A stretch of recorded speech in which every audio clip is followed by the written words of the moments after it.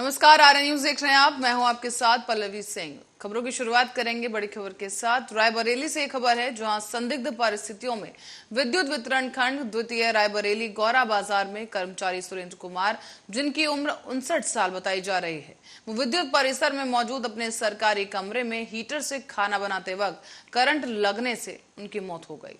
बता दें आपको कि मौत की खबर सुनते ही विद्युत विभाग के कर्मचारियों से लेकर उच्च अधिकारियों में भी हड़कंप की स्थिति है।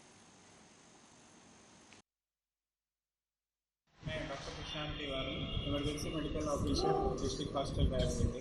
डॉक्टर साहब, अभी एक मामला आया है करंट से लगने का, क्या है पूरा मामला? हमारे पास एक ब्रॉड डेड एक पर्सन लाया गया था जिसका नाम सुरेंद्र नाथ था। जैसा कि इनको परिजनों ने बताया है कि जब ये खाना बना रहे थे घर पे तो शायद इलेक्ट्रिक करंट लगने के कारण इनकी डेथ हुई। अब पोस्टमार्टम के लिए इनकी बॉडी को भेजा गया है। रिपोर्ट उत्तर प्रदेश के मिर्जापुर से खबर है जहां पर आकाशीय बिजली गिरने की वजह से ऐतिहासिक घंटाघर की घड़ी चकनाचूर हो गई है। बता दें आपको कि पूर्व नगर पालिका का सारा काम यहीं पर चलता था और ऐतिहासिक घड़ी काफी दिनों से खराब चल रही थी। अब एक समय था कि काफी दूर दूर तक उसकी आवाज जाती थी और इससे लोगों को पता चल जाता था कि समय क्या हो रहा है, और अब ये घड़ी क्षतिग्रस्त हो गई है।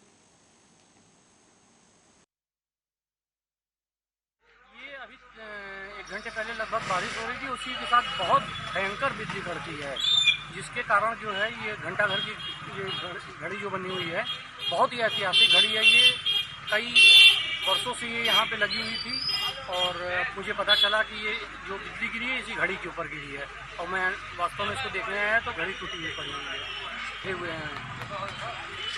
कोई हानि नहीं हुई?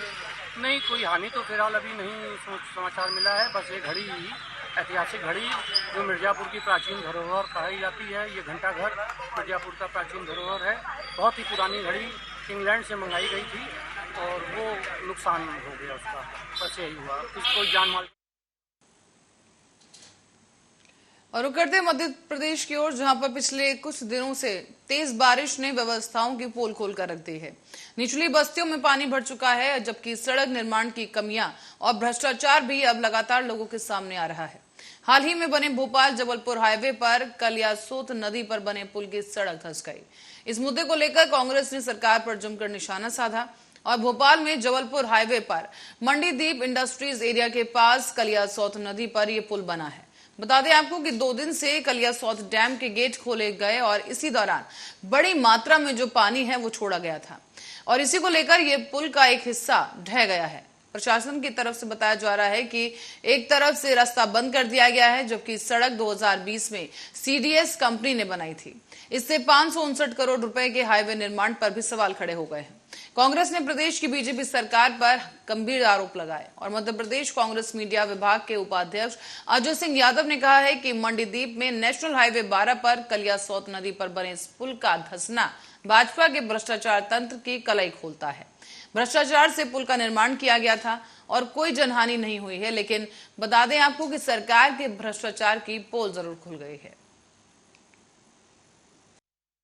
राजधानी भोपाल से लगे हुए मंडीदीप में NH 12 के ऊपर जिस तरह से कलियासोत नदी पर बना हुआ पुल ढह गया, बह गया, ये भाजपा सरकार के भ्रष्टाचार तंत्र की कलई खोलता है। इसी तरह के घटिया निर्माण पूरे मध्य प्रदेश में सड़कों और पुलों के किए जा रहे हैं। भाजपा सरकार में केवल भ्रष्टाचार किया जा रहा है, बंदर बांट मचाई हुई है। जनहानि का नुकसान नहीं हुआ, यह लोगों की किस्मत थी, लेकिन भाजपा सरकार द्वारा सभी तरह के भ्रष्टाचार। राजधानी भोपाल से लगे हुए मंडीदीप में NH 12 के ऊपर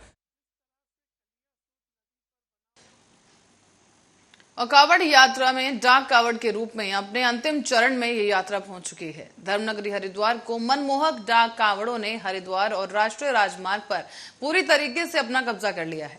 आस्था में डूबे धर्मनगरी हरिद्वार के लोग शिव भक्तों को लेकर काफी सतर्क नजर आ रहे हैं और तमाम भक्त शिव भक्ति में लीन होकर अपने घर से बाहर सड़कों पर आकर डाक कावड़ की झांकियों को आनंद ले रहे हैं। साथ ही साथ भगवान के भक्त हैं वो भोले की भक्ति में लीन होते दिखाई दे रहे हैं। धर्मनगरी हरिद्वार में चारों ओर डाक कावड़ का काफिला फैला नजर आ रहा है। अब तक लगभग 2 करोड़ से ज्यादा शिव भक्त कांवड़ यात्री गंगा जल लेकर अपने गंतव्य की ओर प्रस्थान कर चुके हैं।